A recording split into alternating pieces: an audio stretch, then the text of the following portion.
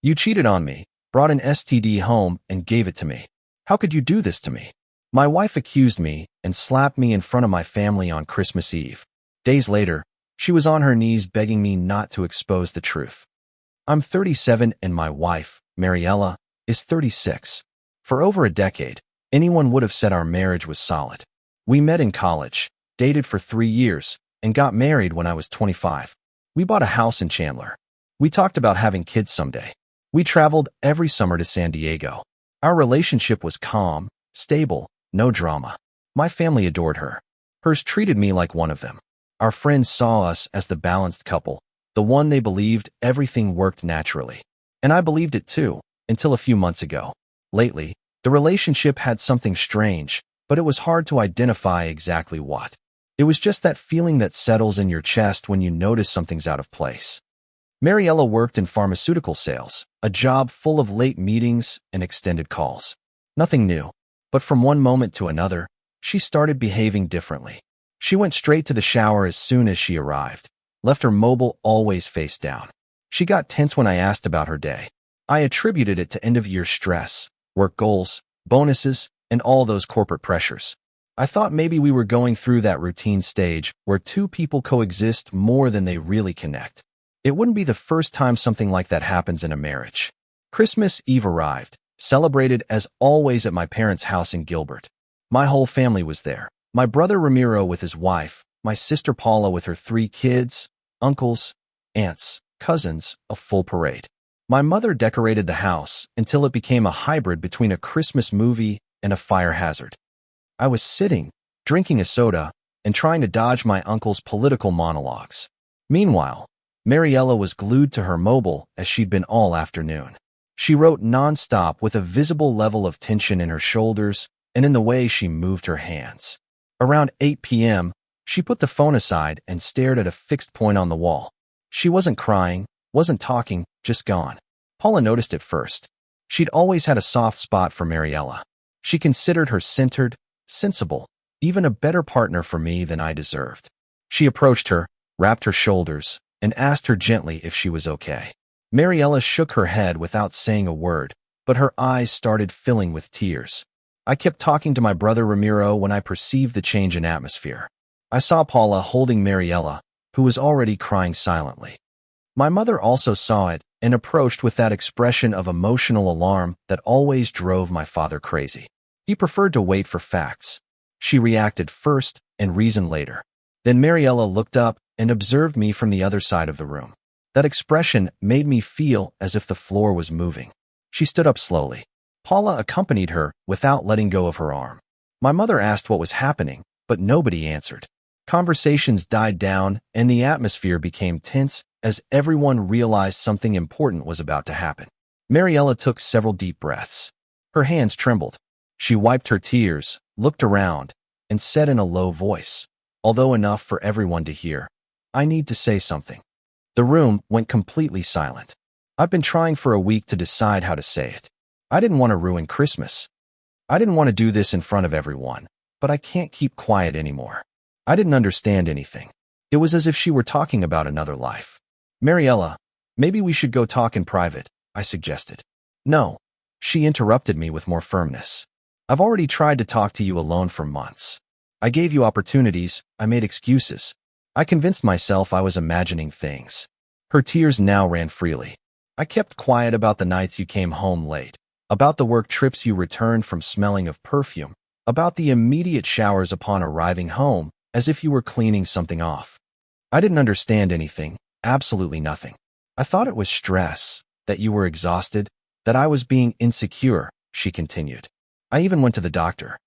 I thought maybe I had some hormonal imbalance, depression, something that explained why I felt so distant from you." My mother covered her mouth with her hands. Paula looked at me with a mix of confusion and horror. My father observed without saying anything, analyzing everything. "But it wasn't that," Mariella said as she took the mobile out of her bag with trembling hands and opened a document on the screen. "The doctor did tests, standard tests when you have certain symptoms, and the results came on Thursday." She raised the mobile without showing it yet. "I have herpes." "Herpes." She announced it with a broken voice, but loud enough for the whole room to hear. And I've been with a single person for 15 years, my husband, the man I trusted. The room was filled with choked screams, murmurs, and scandalized looks. My mother stepped back as if she'd been hit. My father rose from his seat with an expressionless, rigid face. Mariella, I don't know what you're thinking, I tried to say. What am I thinking? She practically shouted. I'm thinking you cheated on me. I'm thinking you brought an STD into our house and infected me. I'm thinking I've been a faithful wife while you were out there with who knows how many women. I haven't cheated on you, I replied, raising my voice too. Liar, she shouted. You're a liar. All those work trips to Tucson, all those nights you had to stay on projects, the weekends where you weren't available. You weren't working. You were with her, or with them, with all the ones you've been hiding. By then, Paula was completely on Mariella's side, glaring at me. My mother was crying, overwhelmed by what she already lived as a personal tragedy. My father remained motionless, contemplating the scene with a mix of caution and concern, trying to decipher the truth amidst the chaos. And there I was, accused of adultery and of transmitting a disease I'd never had in front of my whole family on the night that was supposed to unite us. I didn't say a single word at first. Part of me didn't want to accept what I was seeing, and another part simply couldn't process it. But Mariella didn't slow down for a second. Her voice was breaking, and yet she continued unloading everything in front of my family. I kept quiet because I didn't want to believe it, she insisted, sobbing. I convinced myself over and over that I had to give you the benefit of the doubt because I loved you, because I thought what we had was real. I've been at home every night taking care of everything, behaving like the perfect wife, and this is what I get in return. A disease I'll carry forever. I tried to intervene. Mariella, listen to me. But she cut me off without hesitation. No, I'm done listening to you. I'm tired of making excuses for you, she said, raising her voice as tears ran down her face. I've been protecting you for months, taking care of your image, avoiding commenting on what I suspected so nobody would speak ill of you, but I can't anymore. I can't keep quiet while you lie to my face. It was clear she was acting for the audience in front of her. My family was completely absorbed in her story. It was then that my sister, Paula, stepped forward with exaggerated drama. Oh my God, Mariella, I had no idea, she said, looking at me with immediate hatred. How could you do something like this to her? Paula, I didn't do anything. Don't you dare justify yourself. She interrupted me, pointing. She has medical proof. She has results. What do you have? More lies. My mother approached Mariella in a maternal gesture, taking her arm. Honey, I'm so sorry, she murmured with tears. I don't even know what to say. She looked at me then as if I were a despicable stranger. How could you? I raised you better than this. Mom, I didn't cheat on her. I swear. I replied, almost shouting. I don't know what's happening, but I wasn't unfaithful to her. Then how did she get it?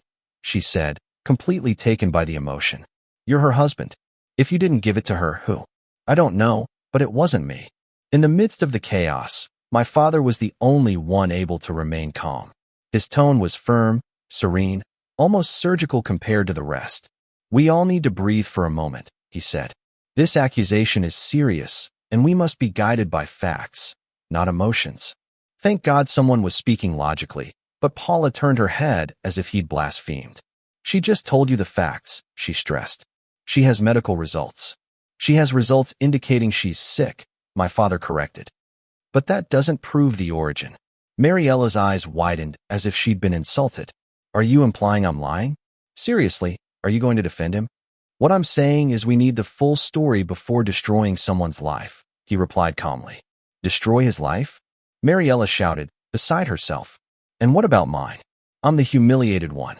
The victim is me. Then she advanced until she was just inches from me. She was trembling all over, soaked in tears. How could you? She whispered at first, just for me. And then, repeating the phrase in a high, clear, theatrical tone so everyone could hear. How could you do this to us? And she slapped my face so hard that the crack hung in the air. It was part of her stage performance, and it worked. Everyone froze. Paula reacted instantly. You can't stay here. Come with me. Don't spend another minute near this monster. My mother nodded through tears. Yes, go with Paula. You need to be in a safe place. Mariella took her bag with trembling hands. I need to go. I need space. Paula wrapped an arm around her. Come on, honey. You don't have to stay here. They both left together. From inside the house, I heard how Paula consoled her on the way to the car. At the same time, she insulted me relentlessly, and my mother nodded as if every word were an absolute truth. The silence that remained after was thick. Everyone looked at me as if waiting for a confession. My father took me aside. You have to get tested tomorrow morning. You need evidence. I know. I'll do them. Well, because right now everyone sees you as guilty, and without facts, you won't be able to defend yourself. That night, I drove home alone. My head was going 1,000 miles per hour. The place felt empty without Mariella. Although, to be honest, it was also a relief. I needed space to think. The whole show had seemed too perfect, as if she'd rehearsed it. And yet there was a detail that kept bugging me. 6 months earlier, I'd had gallbladder surgery. Quick surgery, but with needles, for lines, blood draws. Could a medical error explain something like this? It seemed unlikely, but it happened. If she hadn't cheated on me, maybe it was a hospital accident. Maybe neither of us was to blame. That thought was the only thing that prevented me from exploding at that moment. The next morning, I went directly to a medical center in Scottsdale. I requested a full panel of sexually transmitted diseases. The nurse asked if I had symptoms. I told her no, I just needed clarity. She looked at me with that expression of, I've seen this story more times than I can count. They did everything, blood tests, urine, and swabs. The results would take 3 to 5 business days. 3 to 5 days that in my situation seemed like an eternity. When I returned home, I had 5 messages from Mariella. We need to talk about finances. I need access to your account for my medical expenses.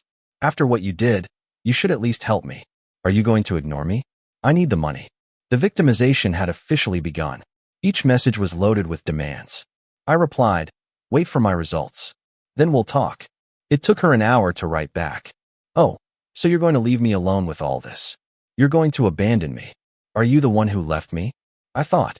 I replied, you're living with Paula. Figure it out there. My mobile started to ring.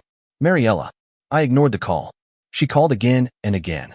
The second day of waiting, the thing I never imagined happened. An unknown number called me.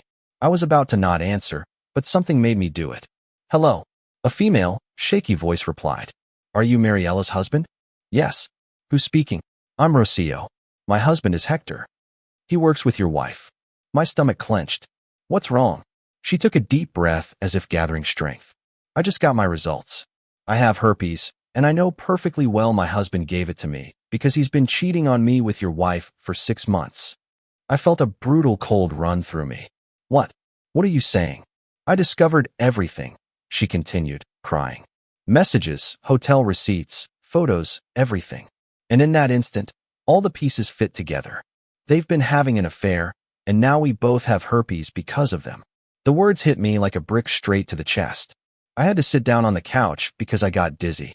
It was too much information at once, too absurd, too painful, as if my brain refused to process it. I swallowed air with difficulty before asking, since when have you known? I tried to make my voice sound stable, but the trembling was noticeable, the disbelief, the mix of fear and rage rising from my stomach like acid. I'd suspected for months, she replied, but I confirmed it yesterday. I found a mobile my husband was hiding in the garage. A second phone, one I didn't know existed. He had it behind a toolbox. All the messages between them were there. Every lie, every cheap excuse. Every time he told you he was working late or traveling for conferences, he was actually with her, with your wife. I stayed silent, pressing my fingers against my temples, trying to organize my thoughts while the truth, that truth I never imagined facing, seeped without permission into my bones. She took a deep breath before continuing, as if gathering strength to say the next thing cost her all she had left of dignity and energy. I'm calling you because you deserve to know the truth. Your wife transmitted an STD to you that my husband gave her. She's a liar, an unfaithful woman, a coward. And I'll tell you something else. I plan to take every last cent from Hector. I'm not going to let him get out of this as if nothing happened. I felt the room shrink. Mariella accused me of being the one who infected her. I said slowly, remembering every detail. Last Christmas Eve, in front of my family, she slapped me and called me sick.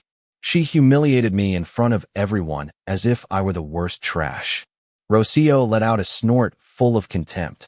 One of those sounds loaded with years of accumulated frustration. Of course she did. It's typical of someone who cheats. Get ahead of the truth so no one suspects them. I got tested yesterday. I'm waiting for the results. I hope yours come back negative because if not, it means she infected you, and on top of that, she tried to destroy your image to cover herself, to make you responsible for her own disaster.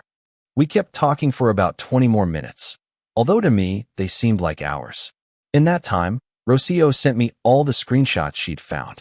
Explicit messages between Hector and Mariella, hotel reservations, conversations about schedules to meet, deleted photos from his phone, irrefutable proof of a relationship that had been developing for half a year while Mariella acted at home as the perfect, tender, and dedicated wife, as if none of it existed.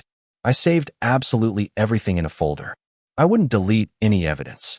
When I hung up, a part of me expected to feel panic about the medical possibilities, about the needles, about the tests, but that fear was relegated to a corner so small it almost disappeared. What replaced it was an icy fury, a sharp clarity, a determination I'd never felt in my life. Mariella had been unfaithful, had contracted an STD, and instead of owning it, she'd decided to expose me publicly on Christmas Eve to control the narrative in her favor and shield herself from any suspicion. My results were still on their way, but the truth was already obvious. I didn't need a piece of paper to know what had happened. Day 3 of waiting for results. The third morning of waiting, Mariella appeared at the entrance of the house. I saw her park from the window, and for a second, I thought about not opening, letting her stand there with her face of false annoyance like someone I no longer recognize. But I decided to open, not because I wanted to talk to her, but because this had to end once and for all.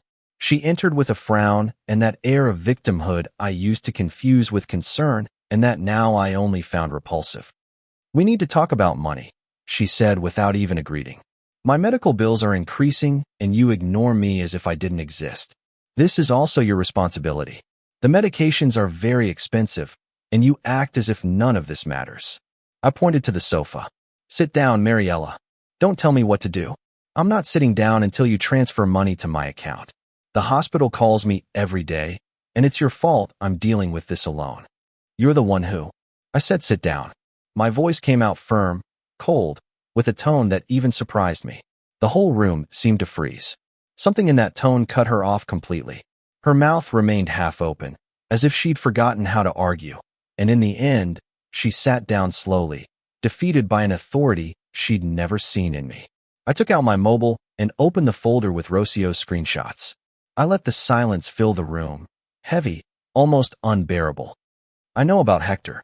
The color drained from her face so fast I could almost see it drain. "What?" "Hector, your company's regional manager, the man you've been sleeping with for the last 6 months. The one who infected you. Sound familiar?" "I don't know what you're talking about." "His wife called me. She sent me everything. Messages, hotels, photos. I know you slept with him. I know it was him who infected you. I know you blamed me on Christmas Eve to cover up your personal mess." Mariella opened and closed her mouth several times as if the words were slipping away before she could form them. I leaned forward, resting my elbows on my knees. "My results haven't arrived yet," I said, "but I already know the truth. You were unfaithful to me. You contracted an STD from your lover, and then you tried to destroy my reputation to save yourself." She remained rigid, petrified. "You can't." "I can't what? Sue you? Shame you? Send these screenshots to your mother, to your work, to your whole family? Come on, try me. I dare you." The tears started running down her face. Real tears. Not the Christmas Eve performance this time. Not the theatrical crying of someone who wants to manipulate. "It was a mistake," she stammered. "I didn't mean to. I didn't think dash. Yeah, sure. It just happened. That's why you repeated the mistake several times for months. How convenient. We can fix this," she pleaded with a broken voice. "Get out of my house." "No, listen to me." I said get out. "This is also my house," she whined, her voice high, desperate. "You can't throw me out like I'm trash." I stood up without answering. I went to the bedroom, opened the closet, and started taking out her clothes. The hangers clashed against each other, making a dry, metallic noise. I went for trash bags and started filling them unhurriedly. Dresses, shoes, Those decorative pillows I always hated, everything. She followed me from room to room screaming hysterically, "You can't do this. You can't throw me out." "I'm not throwing you out," I replied as I closed the bag. "I'm removing waste from my property. It's different."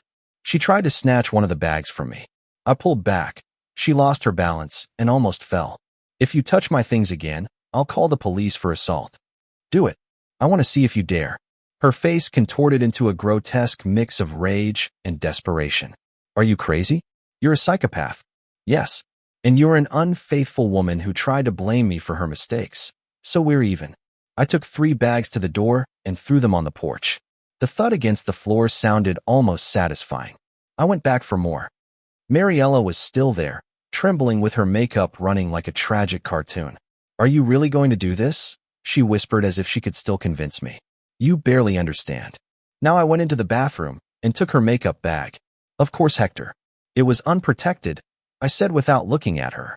"It shows critical thinking isn't your strong suit. Go to hell. I've been. It's called being married to you."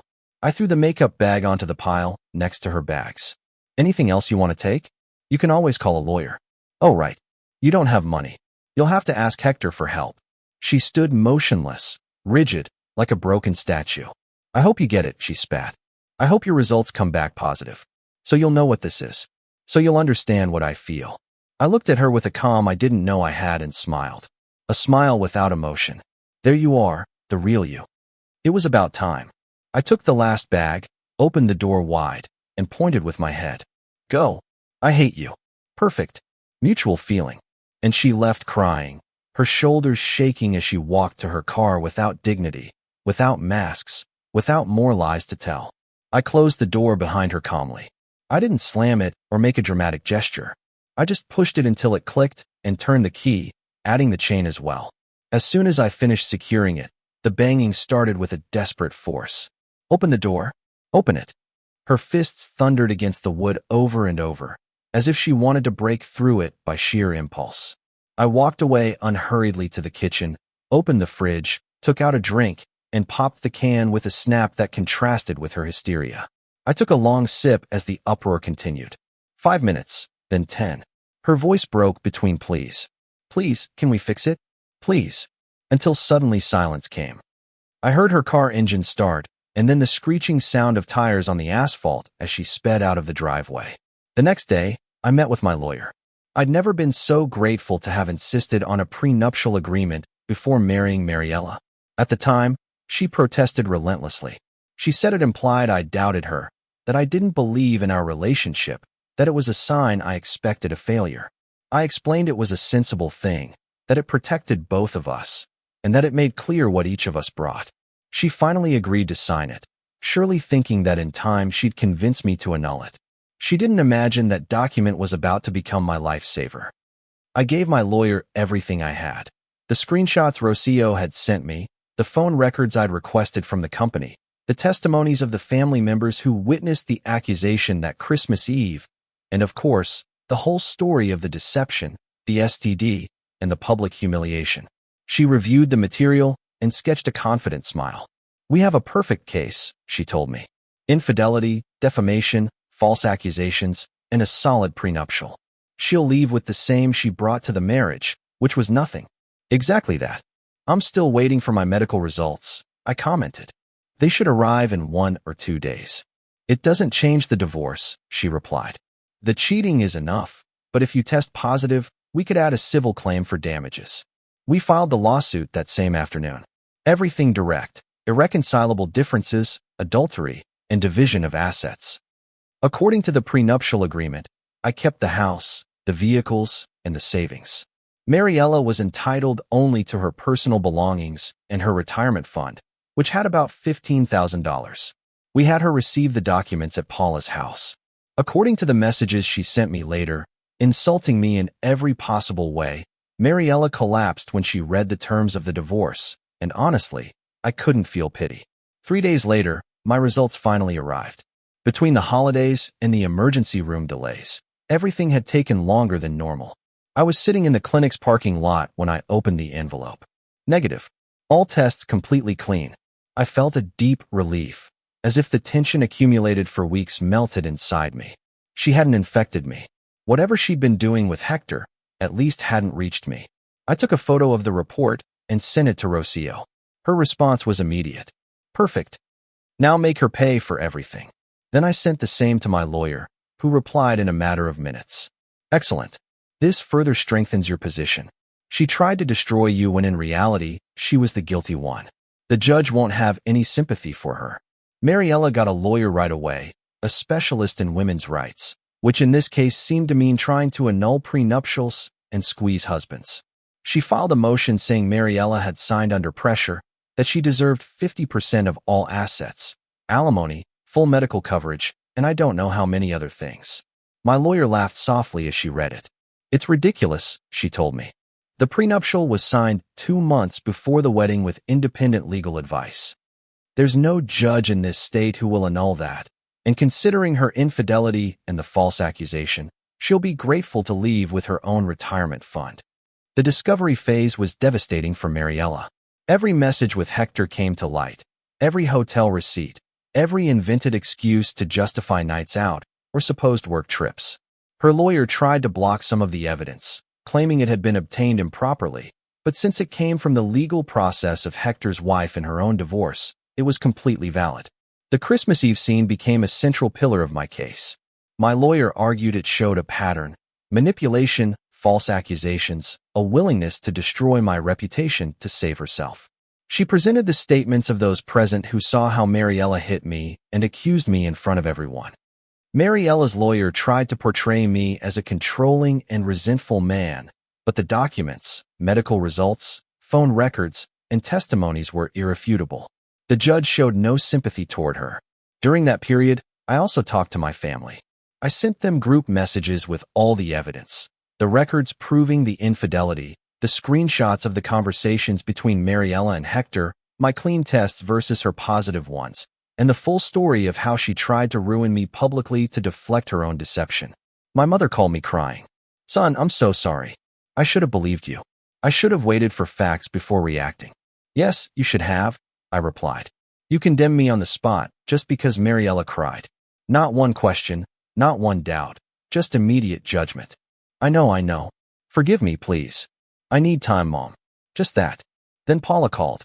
You can't blame us for believing her. She seemed so sincere. She was lying, I said, and you were the first to put horrible labels on me.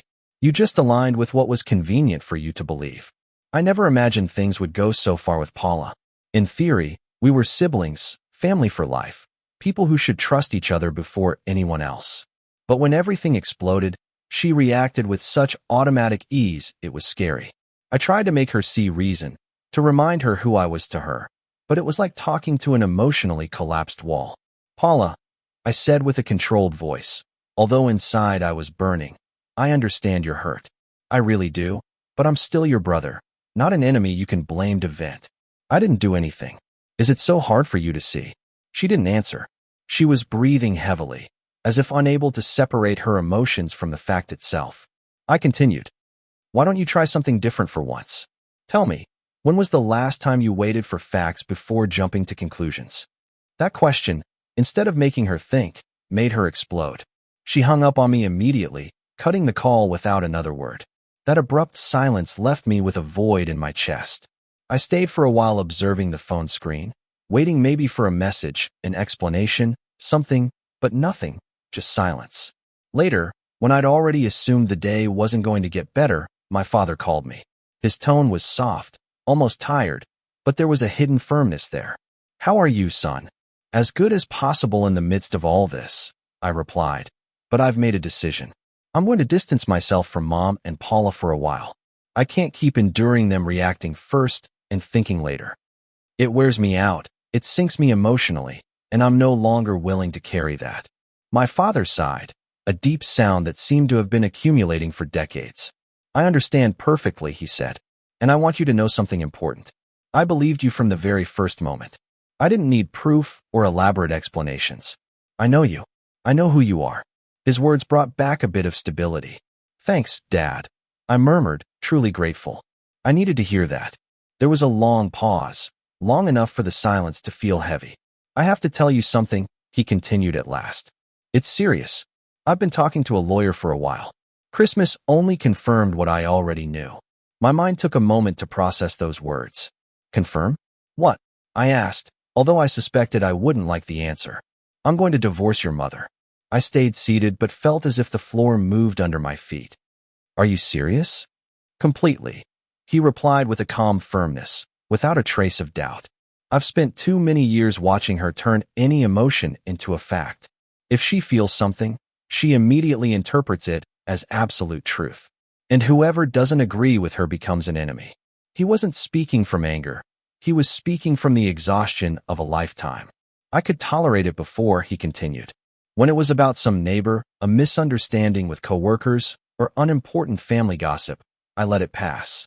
But what she did to you, accusing you like that without a single proof in front of everyone, that was too much even for me. I tried to justify something, a reflex. She apologized, I said, although I already knew what he'd say. She apologized for how you felt, not because she was wrong. He replied without hesitation. She doesn't even recognize she was wrong. In her mind, that she was upset and that Mariella was crying excused everything. For her, I felt bad, is a justification to blame anyone for anything. Another pause, this one longer. I've tried everything, son, he added. Therapy, conversations, attempts at agreements, limits. Nothing worked. I'm 62.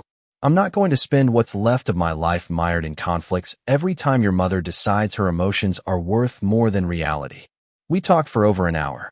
He told me he'd been thinking about separating for months, that Christmas had only been the final trigger, that living with someone who denied facts whenever they were inconvenient was like walking on an emotional minefield every day.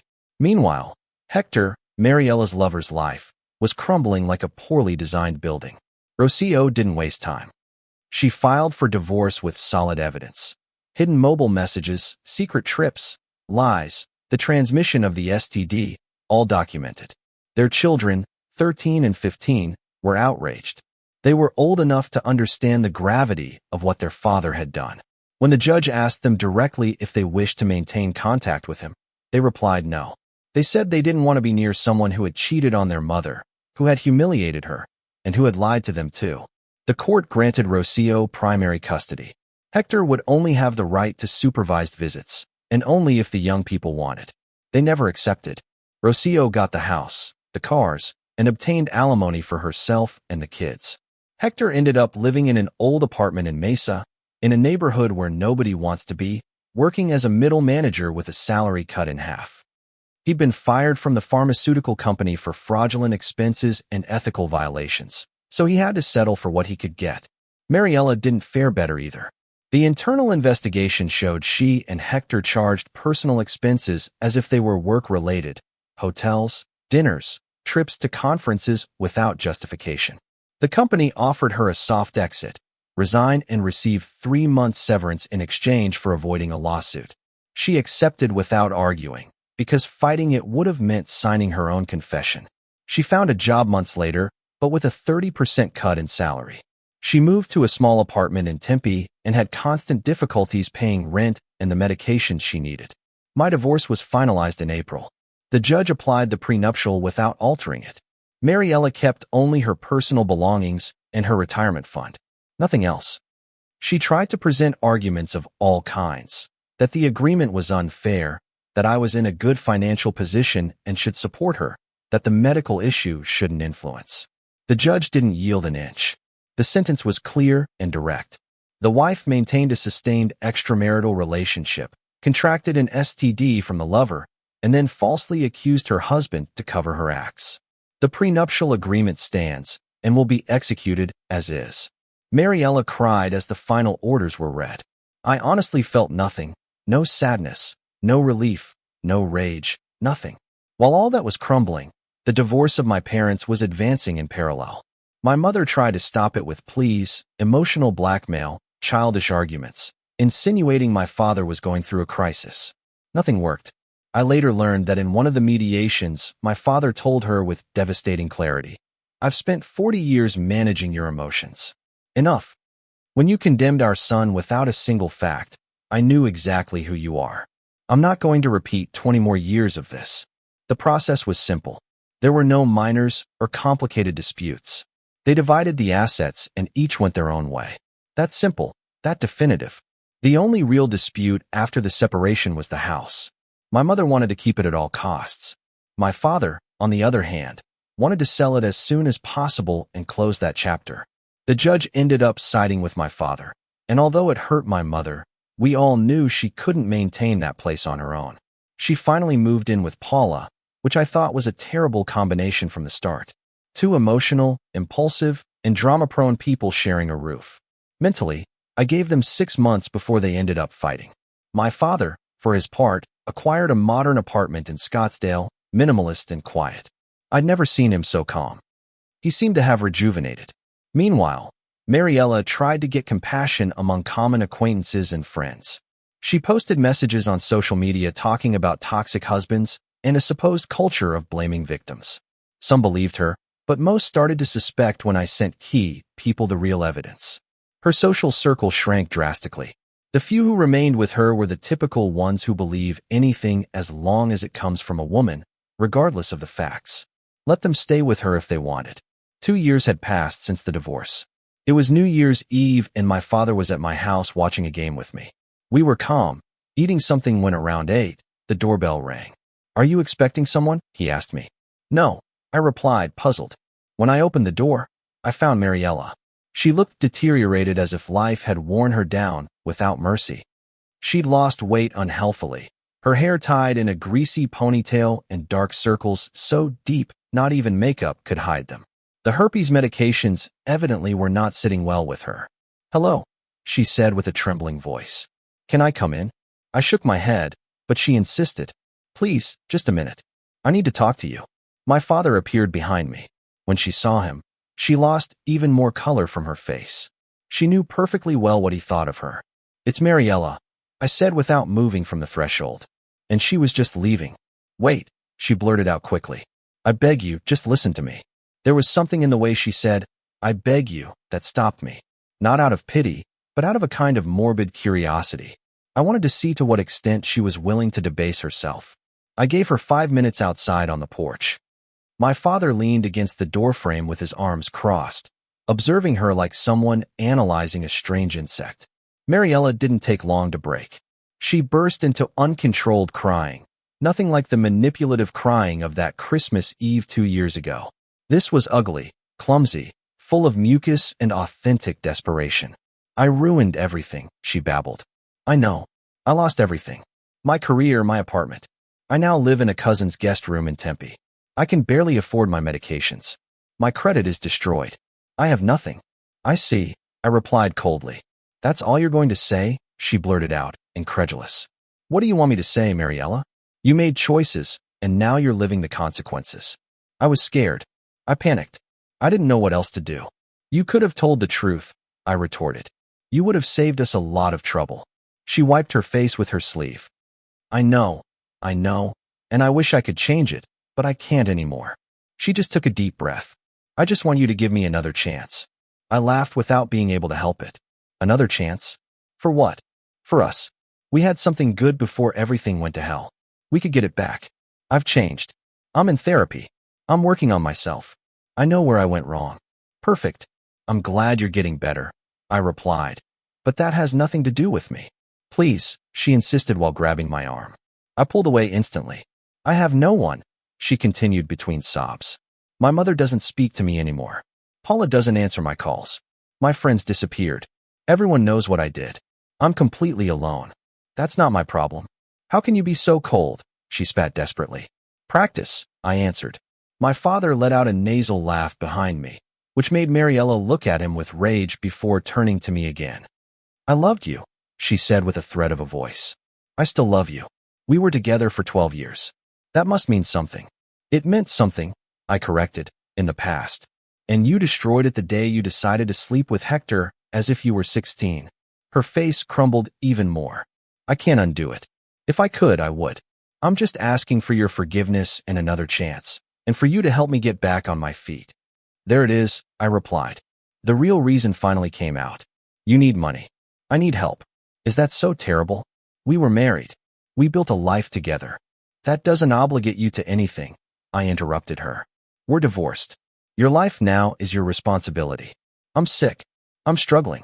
I feel like I'm going crazy trying to survive, and you're there as if none of this matters. Because it doesn't matter to me.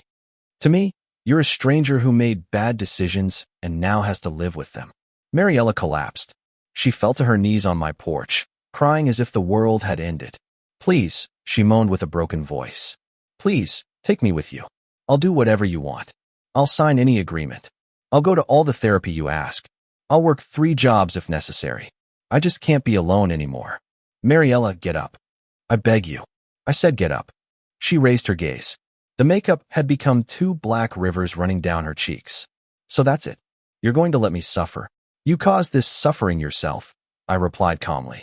I'm just choosing not to fix what you broke. I hope you're happy, she spat with hatred. I am, I said without hesitation.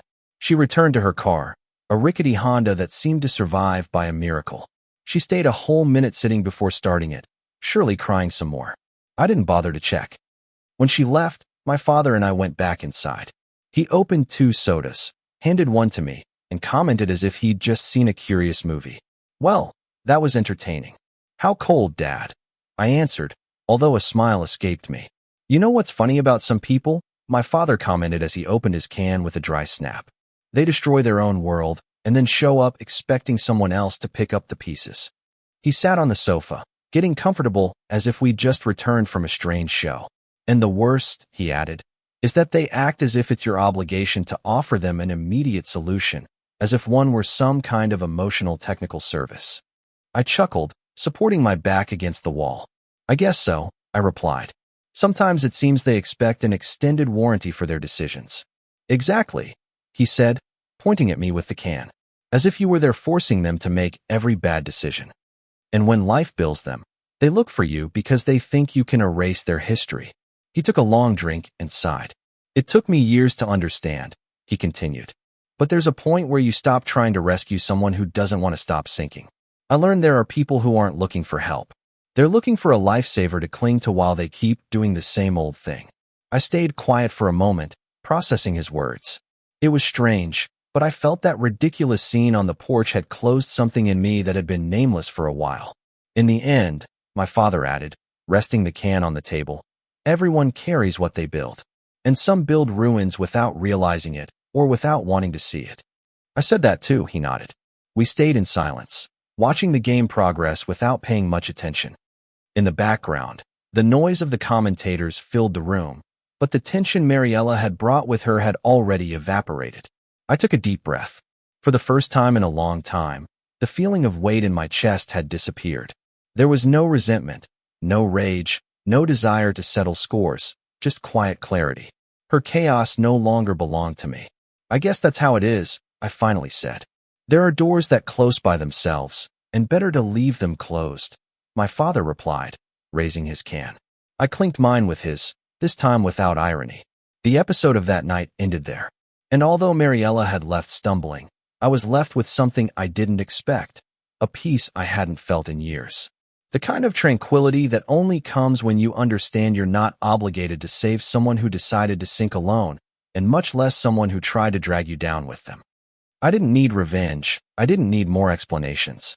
I just needed to remember my life was moving forward, and what she had broken would never fall on my shoulders again.